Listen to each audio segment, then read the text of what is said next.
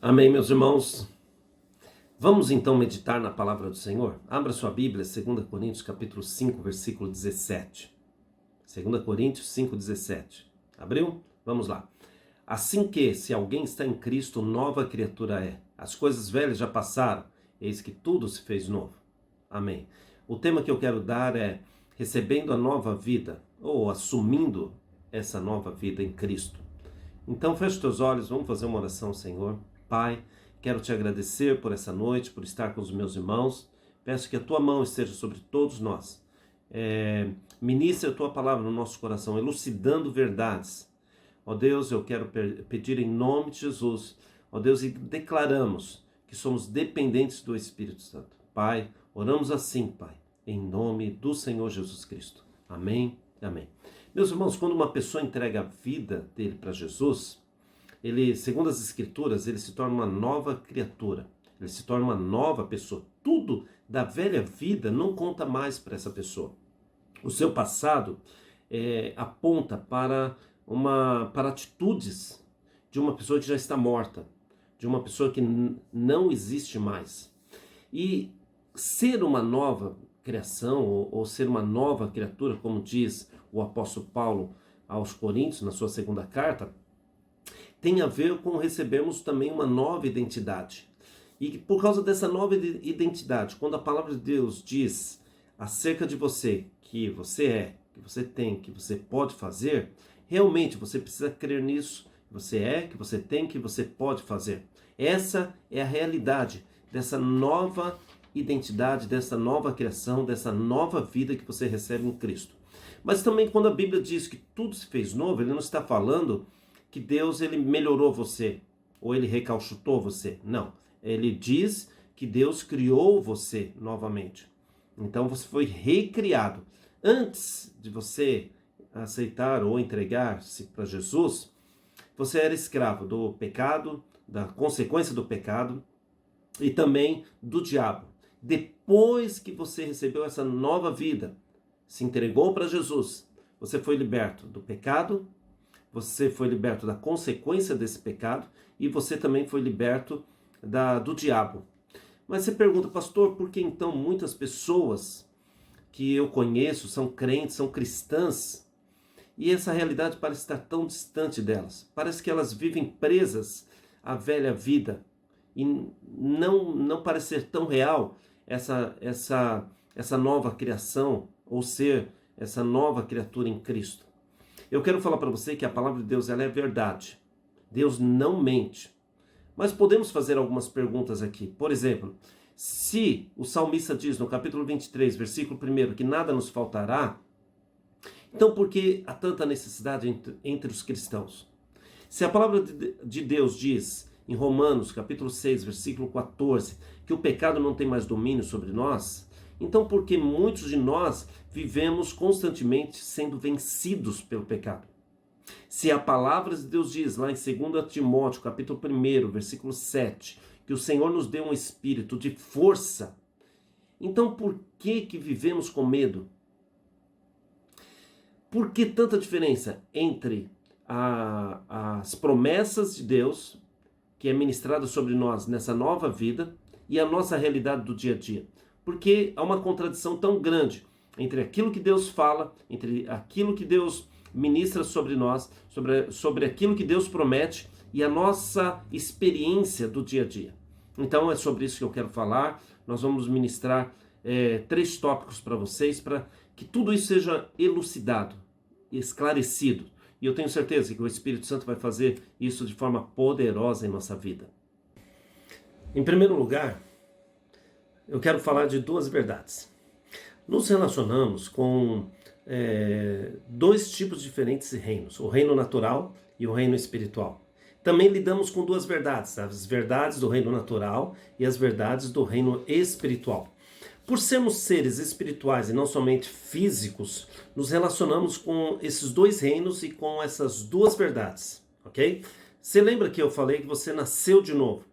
Então, quando você se entregou para Jesus, você recebeu uma nova vida. Essa nova vida está no reino espiritual, tudo bem?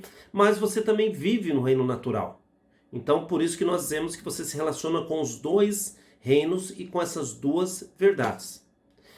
Para elucidar bem isso, sobre esses dois reinos, essas duas verdades, eu quero tomar como base lá o texto de 2 Reis, capítulo 6, versículo 8 até o 17. Não vamos ler porque não dá tempo, mas eu quero contar para você o que aconteceu ali, para elucidar bem essa questão dos dois reinos e das duas verdades.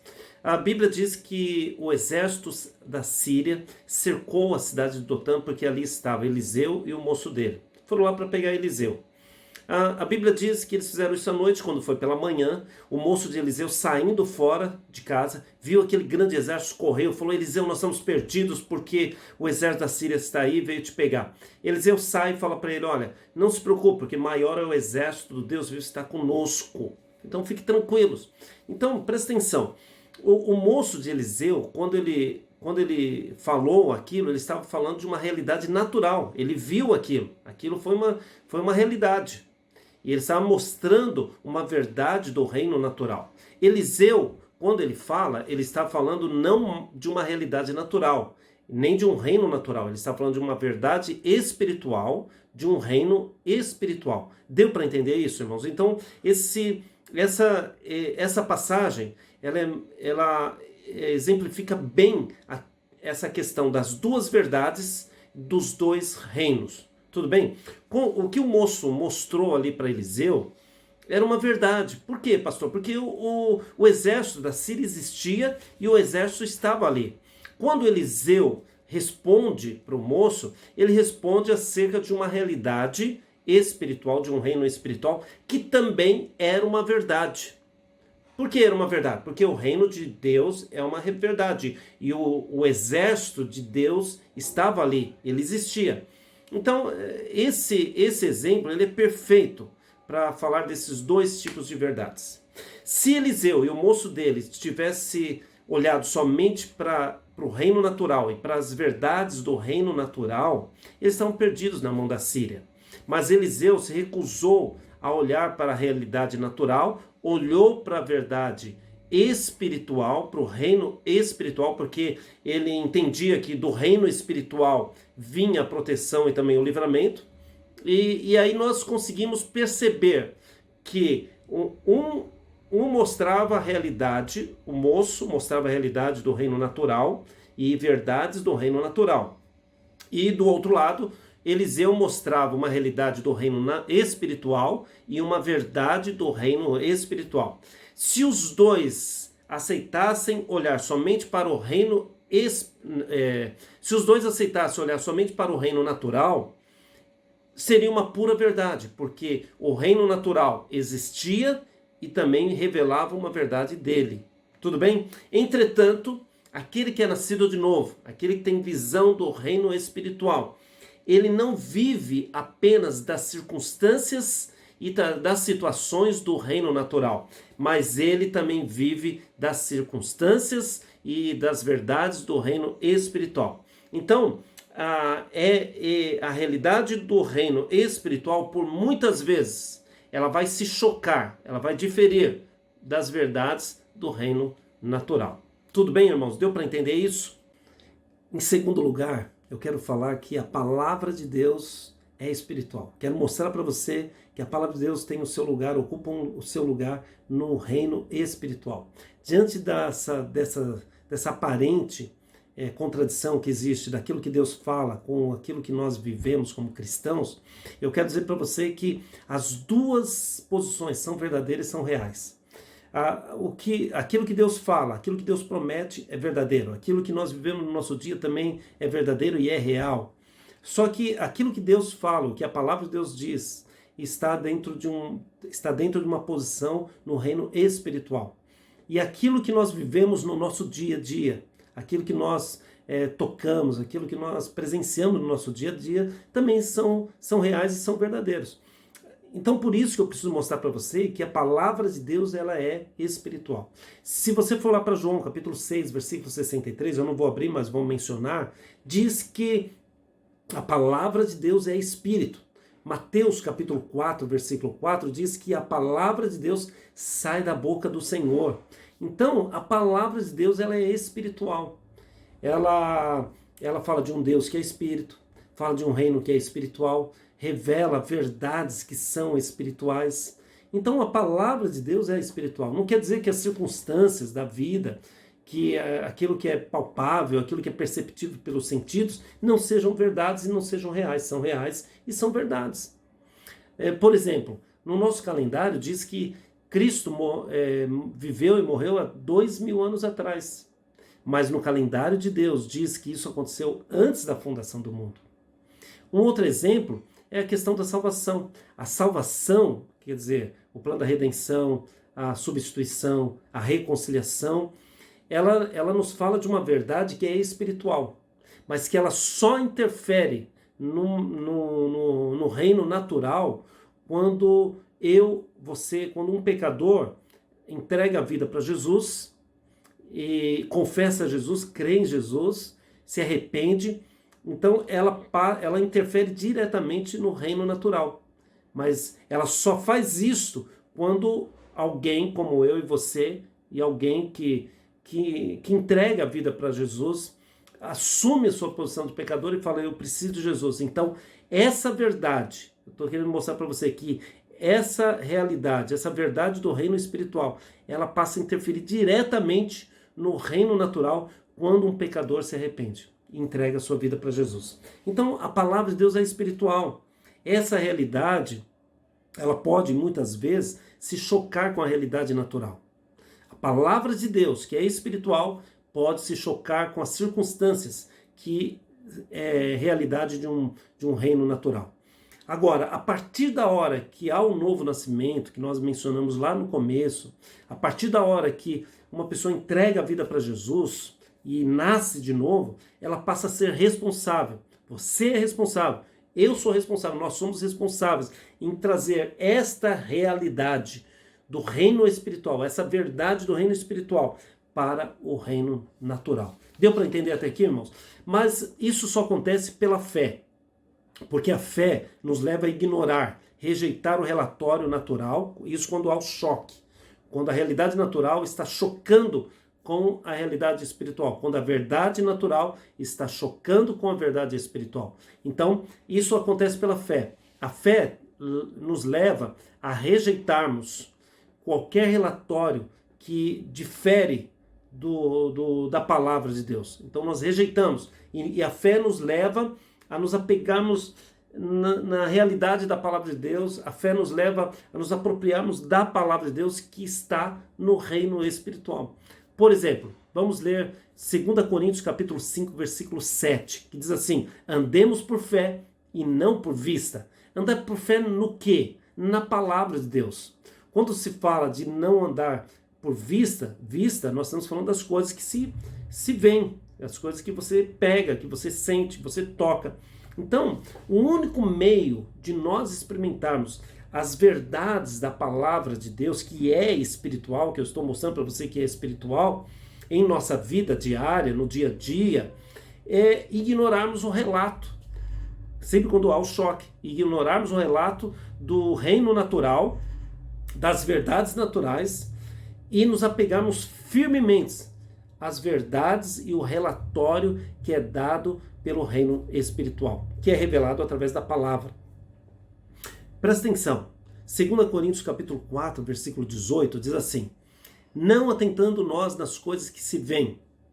Então, se você vê o contexto desse versículo, está falando de tribulações, está falando de situações difíceis da vida, como nós estamos vivendo hoje.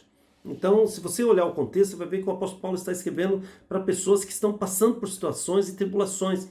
E ele está falando, quando está existindo um choque aqui, ele fala, está existindo um choque, eu estou falando com as minhas palavras, ele está falando, está existindo um choque, a realidade da vida, as circunstâncias da vida estão falando acerca de uma tribulação, de uma situação difícil, mas ele diz assim, não atentando nós nas coisas que se veem, mas nas coisas que não se veem. Então está havendo um choque. E ele diz assim, não dê atenção. Não atentar quer dizer, não dê atenção. No quê? Naquilo que se vê, que é o relatório do reino natural, da situação da vida. A situação da vida está falando, é difícil, está complicado, sabe? Está todo mundo sofrendo. O relatório da vida diz isso. O reino natural está falando isso. Nós estamos vivendo, é uma verdade, é um fato, é uma realidade. Só que o apóstolo Paulo diz aqui, não dê atenção a isso. Dê atenção nas coisas que não se vê. Ele está falando do quê? Das verdades espirituais contidas no reino espiritual. Então, sempre quando houver um choque entre a realidade natural com a realidade espiritual, sempre quando houver um choque entre aquilo que a vida está falando quanto com aquilo que a Bíblia está falando, então nós escolhemos ficar com aquilo que é verdade espiritual. Então, quando a vida fala para você assim, olha, o teu casamento vai mal, a tua vida financeira vai mal, é uma verdade? É uma verdade. Você não está bem no teu casamento às vezes você não está bem no emprego, às vezes você está doente, mas isso é um relatório dado pelo reino natural.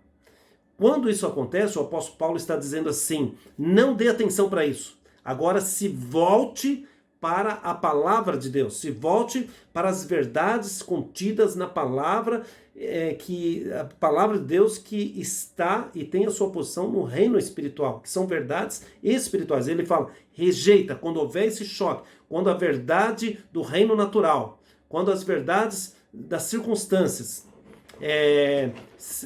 quiserem se sobrepor às verdades espirituais, rejeite as verdades naturais e fique com as verdades espirituais, que é a palavra de Deus. Tudo bem, meus irmãos? Aí você fala, mas por quê que eu tenho que dar atenção mais para aquilo que é espiritual do que aquilo que é natural, se as duas são verdades? A resposta está lá em 2 Coríntios, capítulo 4, versículo 18, na parte B, que diz assim, porque as que se veem, as realidades naturais que se veem, são passageiras, ele diz.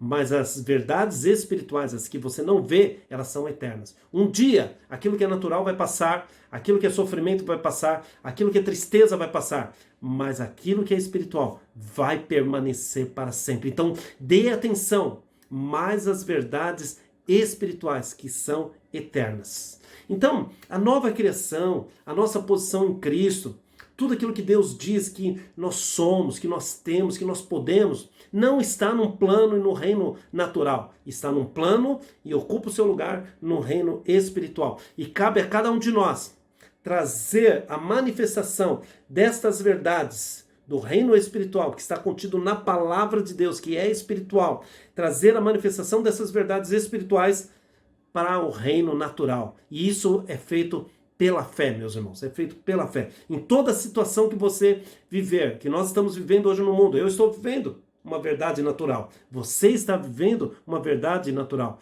que está contida no reino natural, que é a nossa vida do dia a dia. Mas sempre quando essa verdade está entrando em choque com a verdade espiritual que está contida na palavra de Deus, então cabe a nós mudarmos tudo isso. Como? Pela fé. Ok? Em toda situação que você viver, que difere da palavra de Deus, fique com a verdade da palavra de Deus, que é espiritual. Em terceiro lugar, último lugar, chamando o que não é como se já fosse. Capítulo 4, versículo 17 da carta do apóstolo Paulo aos Romanos diz assim, como está escrito, por pai de multidões te constituí, perante aquele no qual creu, a saber, Deus, o qual vivifica os mortos e chama as coisas que não são como se já fossem.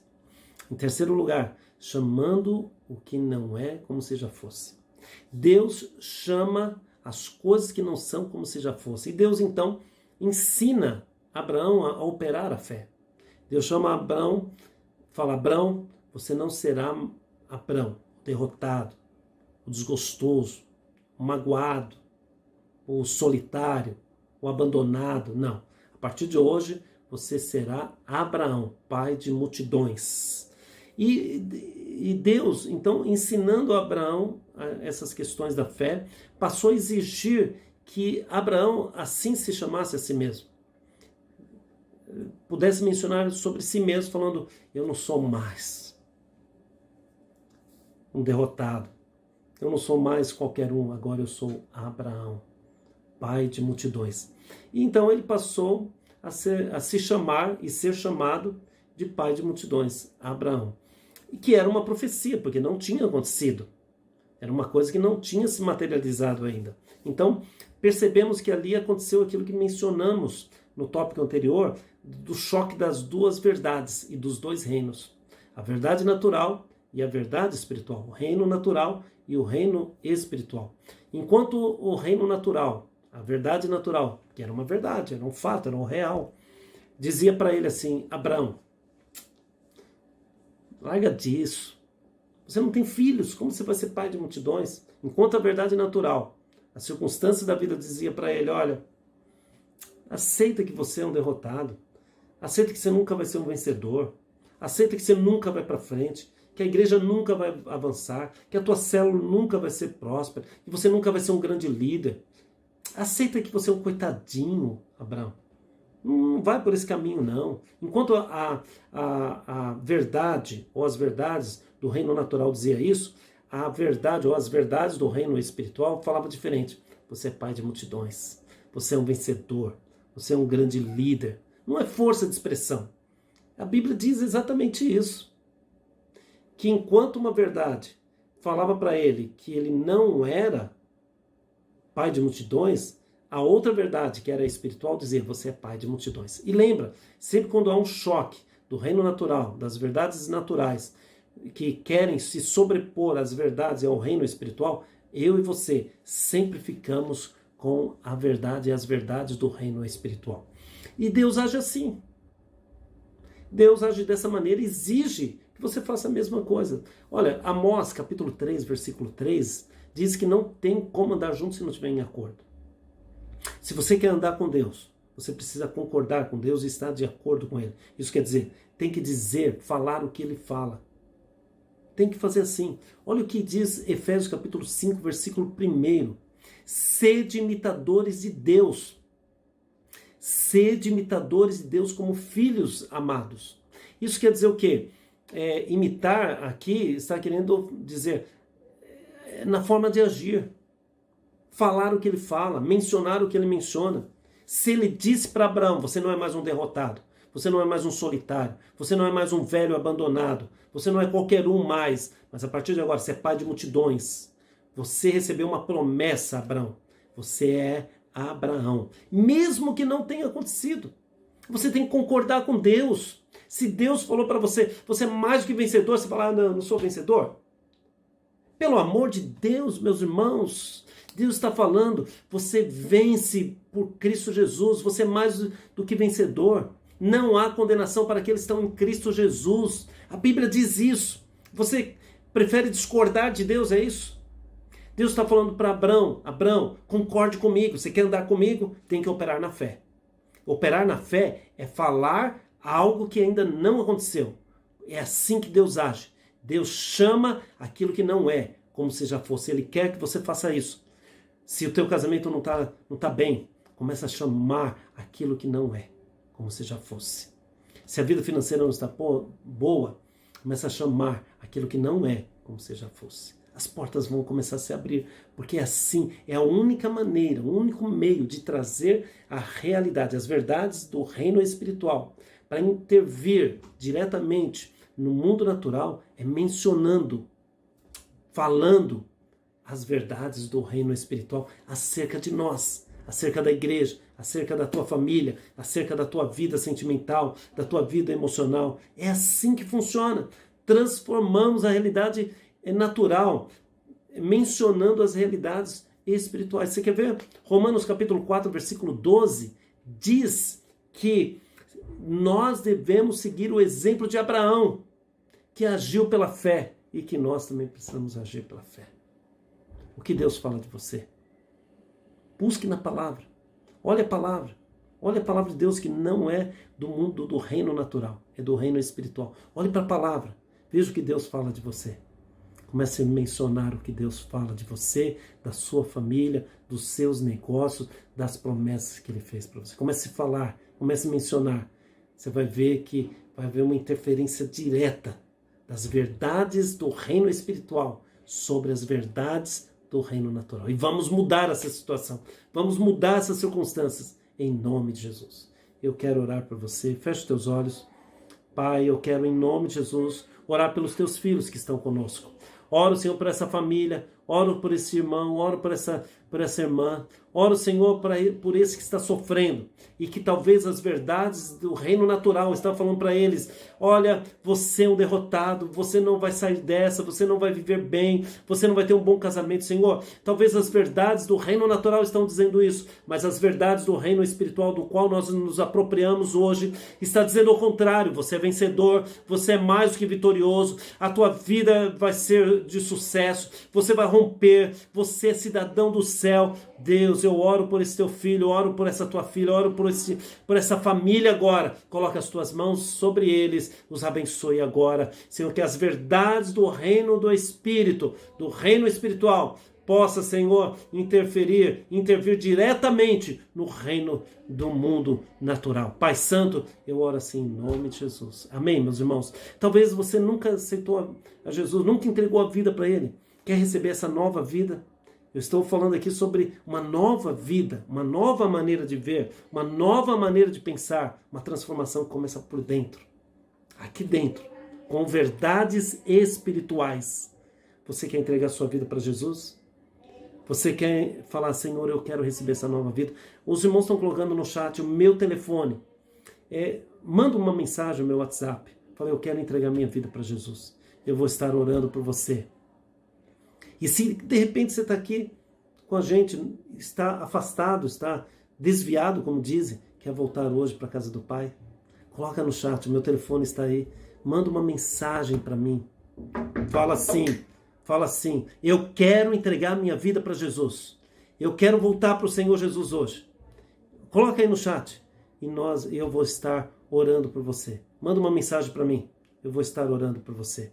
Em nome de Jesus. Amém, meus irmãos? Que Deus te abençoe em nome de Jesus.